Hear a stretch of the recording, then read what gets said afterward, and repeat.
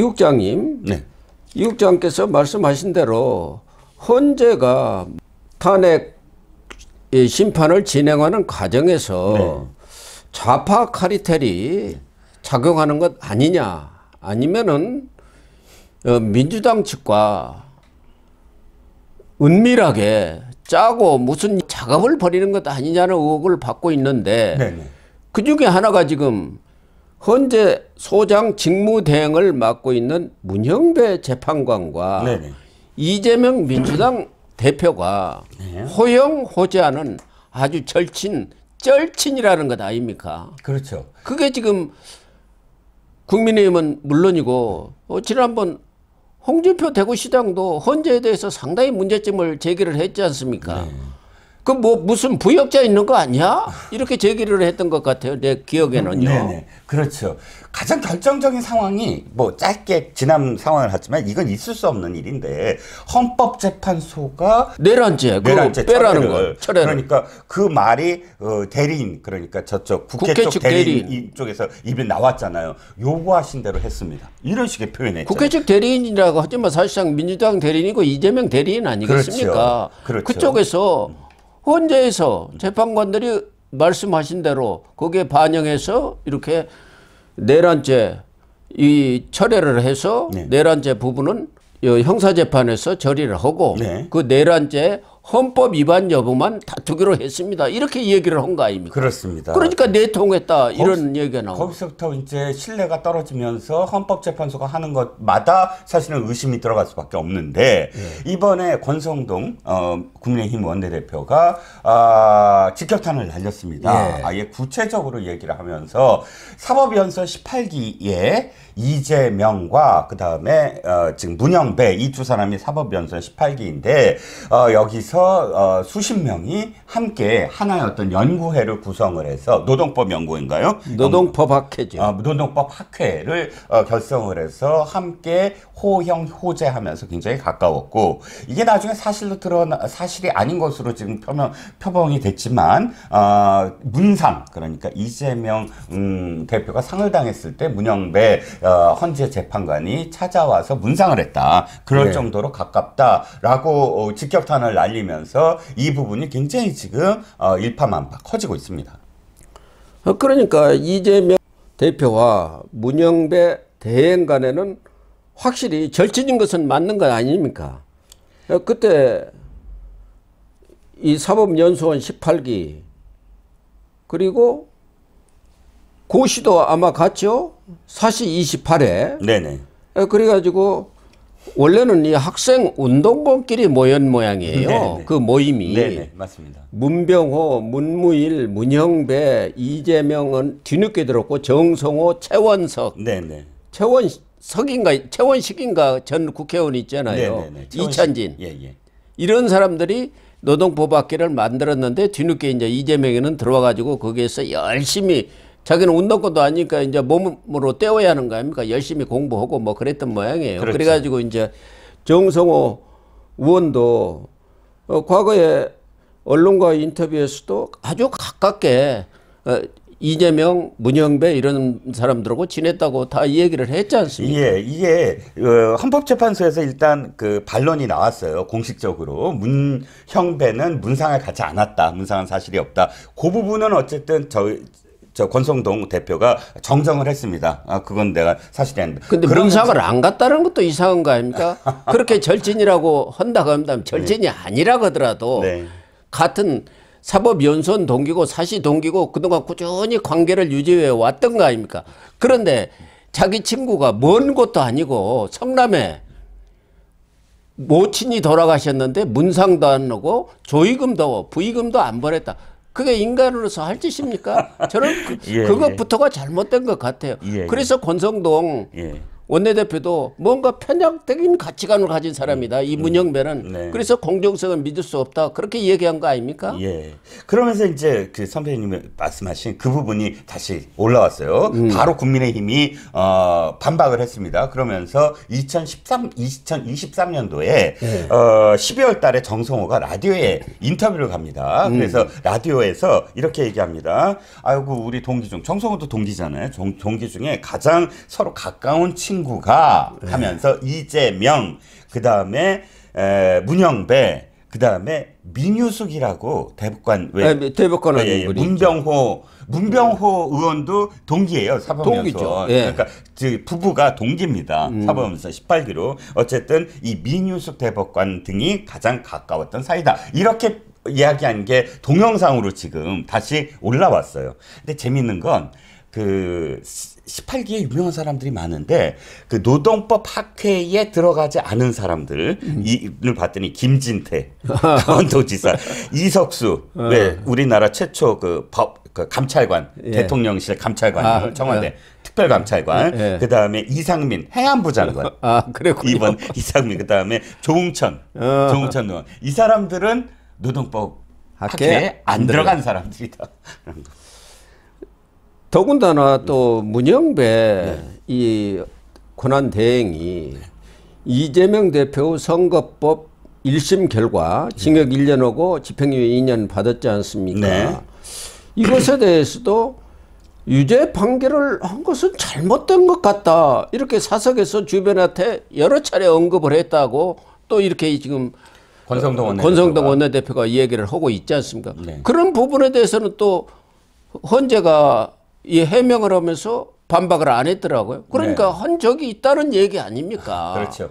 물론 어떤 재판에 대해서 의견을 제시를 할 수 있지만 헌재 재판관이 가장 민감한 그런 정치적 사건에 대해서 주변에다 이 얘기하고 있다는 것은 벌써 심증이 이재명한테 기울었다는 것을 얘기하는 거 아닙니까? 그렇죠. 그건 어떤 의미에서는 정치적 견해거든요. 예. 그러니까 정치인과 관련된 사법의 어떤 그런 결과에 대해서 최소한 판사가 사석일지라도 거기에 대해서 의견을 표명한다는 건 정치적으로 읽힐 가능성이 굉장히 높은데도 불구하고 나의 정치적인 어떤 방향성을 갖고 있다라고 밝힌 겁니다. 그러니까 권성동 원내대표의 이번 발표가 사실이라면 사실 문영배 재판관 역시 배척 사유에 해당될 수가 있다고 생각이 들죠. 또한 지금 헌재가 윤석열 대통령 측에서 여러 가지 이의 제기라든가 권한쟁의 심판이라든가 이런 거 했는데 거의 다 기각을 해버리고 또 이 변론 기일도 주 2회씩 해갖고 아주 속도전으로 들어간 거. 이것은 민주당과 뭔가 짜고 치는 고스톱아니냐. 빨리 끝내자는데 합의가 된 거 아니냐. 거기에 지금 앞장선 사람들이 문영배, 이미선 재판관 아닌가 하는 정치권의 관측이 지금 있는 거 아닙니까? 그렇습니다. 제가 이번 윤 대통령 탄핵 때문에 다시 이제 박근혜 대통령 탄핵과 노무현 대통령 탄핵을 되돌아봤어요. 그랬더니 최소한 박근혜 전 대통령 탄핵과 비교했을 때 박근혜 전 대통령 탄핵 때는 준비 절차를 위한 준비가 있었어요. 그러니까 12월 9일인가부터 시작을 해서 3주 동안을 이게 굉장히 중요한 사안이기 때문에 변론 준비 기일 전에 우리가 수기를 해야 된다라는 기간이 있었어요. 그런데 이번 그것과 비교해서 이번 윤석열 대통령은 아예 처음부터 그냥 시작부터 했다. 변론 준비 기일을 바로 시작을 했고 또 노무현 대통령과 박근혜 전 대통령은 절대 변론 기일을 확정하지 않았어요. 그러니까 변론을 하면 이렇게 들어보고 다음 변론은 며칠 날 하겠다. 이렇게 그때 발표를 했거든요. 근데 이번에는 아예 변론 준비 기일 날 변론 기일을 주 2회 며칠 하겠다라고 완전히 못을 박아버린 거죠. 그런 것도 원래는 기본적으로는 그런 피청구인이라든가 이런 쪽과의 어느 정도 상의를 통해서 해야 하는데 일방적으로 팍팍 이렇게 날짜를 정해갖고 통보하는 식으로 한 거, 그 부분에 대해서도 이의 신청을 했는데 안 받아들인 거 아닙니까? 기각. 박근혜 전 대통령만 하더라도 준비기일을 7번 했습니다. 이번엔 몇 번 했습니까? 2번 하고 말았잖아요. 그래, 끝나버렸죠. 2번 하고. 그리고 본 변론만도 17번 했습니다. 주 2회씩 하더라도 2달 이상을 해야 하는 거예요. 그래서 당시에 93일인가 걸렸습니다. 91일인가 93일. 93일 걸렸습니다. 그러니까 3달이 걸린 거 아닙니까?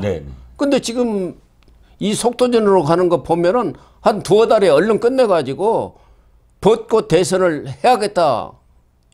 이런 기조가 깔려 있는 것 아닌가. 4월쯤에는 대선에 들어가야 한다. 이런 생각들이 깔려 있는 거 아닌가 하는 의심을 받고 있는 거죠. 예, 민주당의 스케줄을 그대로 따라하는 거 아니냐. 예. 민주당의 바람을. 예. 지금 변론 기일대로라면 2월 초에 끝납니다. 그러면 서로 수기를 해갖고 이제 이 종결할 때까지 한 달 정도 서로 이제 토론을 하거든요. 그럼 한 달만 하더라도 3월입니다. 네. 3월에 결심 공판을 하겠다는 거예요.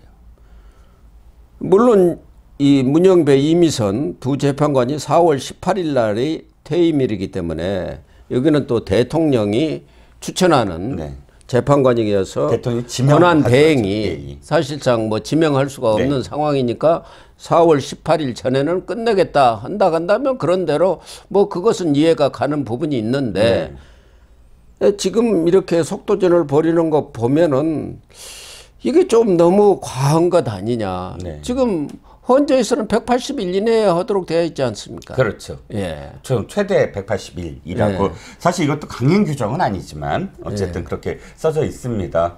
이건 예단을 하고 있는 게 아니냐. 이미 결론을 내린 게 아니냐. 그러니까요. 이렇게 보여지는 거죠. 헌법 질서를 파괴했다는 이유로 지금 헌재에서 심판을 한다고 한다면 그 모든 과정이 헌법적 질서 안에서 해야 된다. 그래야 그 모든 사람들, 그러니까 진영을 떠나서 고개를 끄덕일 수 있다. 이게 절차적 정당성의 과정의 가장 중요한 부분 아닙니까? 예. 그런데 헌재가 지금 뭐 한쪽을 완전히 편드는 어떤 모양새, 이러면 결과가 나온다고 하더라도 고개를 끄덕일 수가 없는 거잖아요.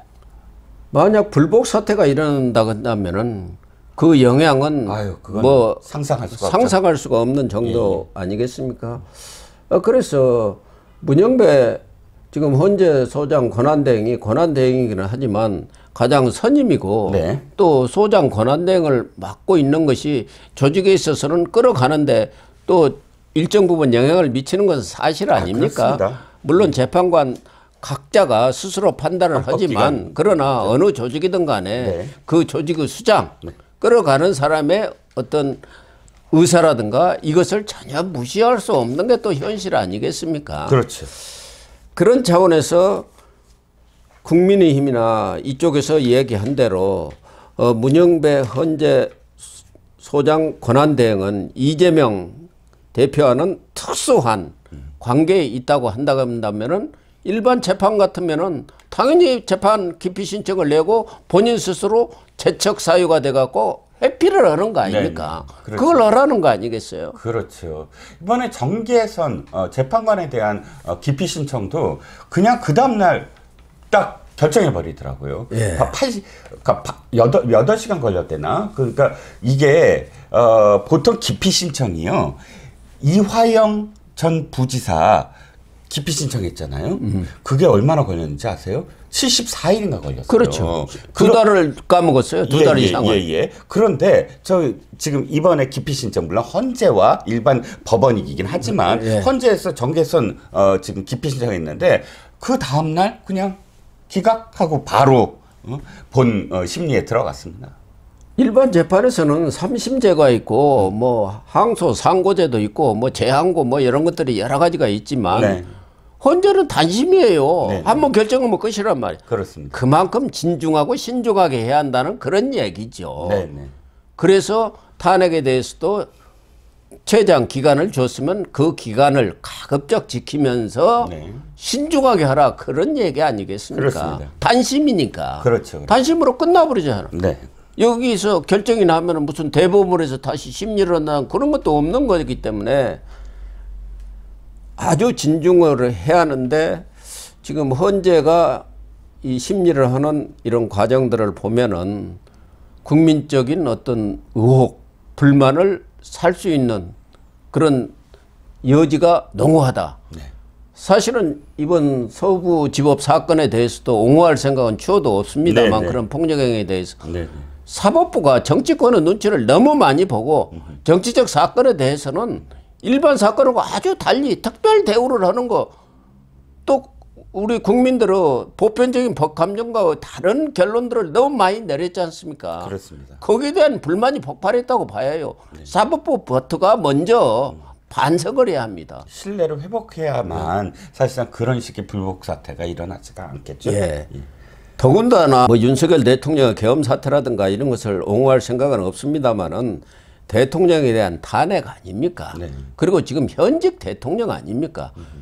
그러면은 추워도 어떤 의혹이라든가 그런 것은 남아서는 안 된다는 것이죠. 그렇죠. 그래서 지금 법관 대표자 회의 있지 않습니까? 네. 그 오늘인가요? 그 결정이 참 눈길을 모아요. 뭐 어떤 결정을 내렸냐면 81명인가 됩니다. 그 저 대표자 네. 회의의 그 멤버가. 아, 그런데 이번에 투표를 했어요. 뭐냐면 서부지법의 폭력 사태와 관련해서 법관 대표자 회의 명의로 성명을 할 것이냐 말 것이냐.